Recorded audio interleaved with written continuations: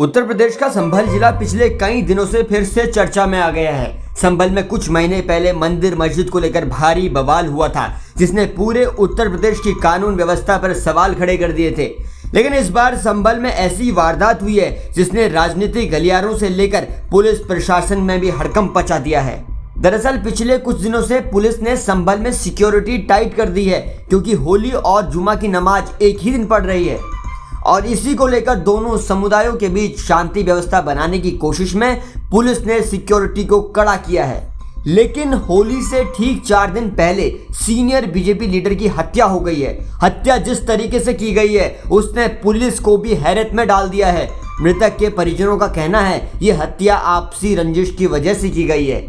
संभल के दबथरा गांव में दिन दहाड़े बीजेपी नेता गुलफाम सिंह यादव की हत्या का तरीका समझेंगे तो हैरत में पड़ जाएंगे आप। 70 वर्षीय बीजेपी नेता गुलफाम जब अपने घर के पास बैठे थे तभी 3 युवक अचानक उनके पास आए और दुआ सलाम करने लगे। जब तक गुलफाम कुछ समझ पाते हमलावरों ने उनके पेट में जहर का इंजेक्शन घोंप दिया और मौके से फरार हो गए।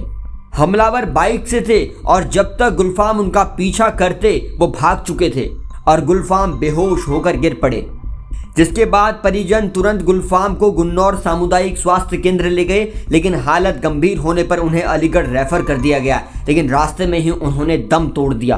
बीजेपी नेता की हत्या की सूचना जैसे ही पुलिस प्रशासन को मिलती है उनके हाथ पांव फूल जाते हैं। फौरन पुलिस बल घटनास्थल पहुंच गया। अलीगढ़ में शव का पोस्टमार्टम कराया गया, साथ ही आरोपियों की धर पकड़ भी शुरू कर दी गई। मामले में संभल के एसपी के बिश्नोई का बयान अब आपको सुनाते हैं। जनपद संभल के थाना जोनाबाई के दफ्तरा गांव में आज 1:30 बजे के आसपास पुलिस को सूचना मिली कि यहाँ के गांव के प्रधान हैं, उनको किसी ने इंजेक्शन मार दिया है और इंजेक्शन मार के वो लोग भाग गए हैं। पुलिस द्वारा तुरंत मौके का मुआयना किया गया और उनको यहाँ पे नज़दीकी अस्पताल पहुँचाया गया। वहाँ से अलीगढ़ मेडिकल कॉलेज रेफ़र किया गया, जहाँ उनकी दुखद मृत्यु हो चुकी है। उनका पैनल से पोस्टमार्टम करवाया जा रहा है और डॉक्टर से उनकी मृत्यु का सही कारण जानने का प्रयास किया जा रहा है। पुलिस द्वारा यहाँ पे जो आसपास में जितने भी सीसीटीवी हैं सभी सीसीटीवी को खंगाला जा रहा है और कुछ अच्छे सुराग भी मिले हैं पुलिस को। जल्द ही जिन व्यक्तियों द्वारा ये इंजेक्शन मारने की घटना कारित की गई है उन व्यक्तियों को गिरफ्तार कर विधिक कार्रवाई सुनिश्चित की। गुलफाम सिंह यादव साल 2004 में गुन्नौर विधानसभा उपचुनाव में मुलायम सिंह यादव के खिलाफ बीजेपी प्रत्याशी थे। वो आरएसएस के जिला कार्यवाह, बीजेपी जिला महामंत्री और पश्चिमी यूपी के बीजेपी उपाध्यक्ष भी रह चुके थे। उनके बड़े बेटे दिव्य प्रकाश संभल जिले के जनाबाई ब्लॉक के ब्लॉक प्रमुख रह चुके हैं। गुलफाम सिंह यादव का एक लंबा राजनीतिक इतिहास रहा है। गुलफाम सिंह यादव अन्य पिछड़ा वर्ग आयोग के सदस्य भी रह चुके हैं। विधानसभा चुनाव 2022 में संभल विधानसभा के प्रभारी थे। इसके पहले लोकसभा चुनाव में भी प्रभारी रह चुके हैं। पत्नी जावित्री लगातार 3 बार से गांव की प्रधान हैं। उनके 8 बच्चे हैं, इनमें 2 बेटे 6 बेटियां हैं। सभी बेटियों की शादी हो गई है। 2 बेटे दिव्य प्रकाश यादव और विकास यादव हैं। गुलफाम सिंह यादव के बारे में कुछ और जानकारियां आप तक पहुंचाते हैं।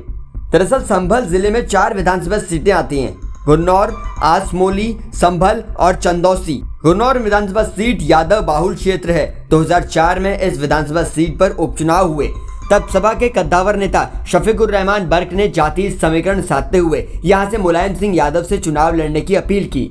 मुलायम सिंह यादव यहां से मैदान में उतरे। उनके सामने भाजपा के गुलफाम सिंह यादव और बसपा के आरिफ अली थे।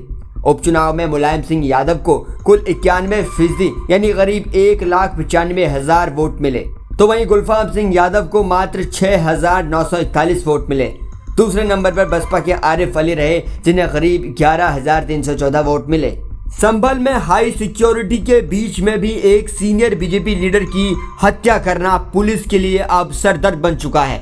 फिलहाल पुलिस आरोपियों की धरपकड़ में जुटी है, लेकिन सवाल फिर से उत्तर प्रदेश की कानून व्यवस्था पर खड़े होते हैं। संभल में होली से 4 दिन पहले इस बड़े कांड पर आप क्या कहते हैं, कमेंट बॉक्स में लिखकर बताइएगा। हमारी नजर संभल पर बनी हुई है, एक एक अपडेट आप तक सबसे पहले पहुंचाएंगे। बस आप जुड़े रहिए जनसत्ता के साथ।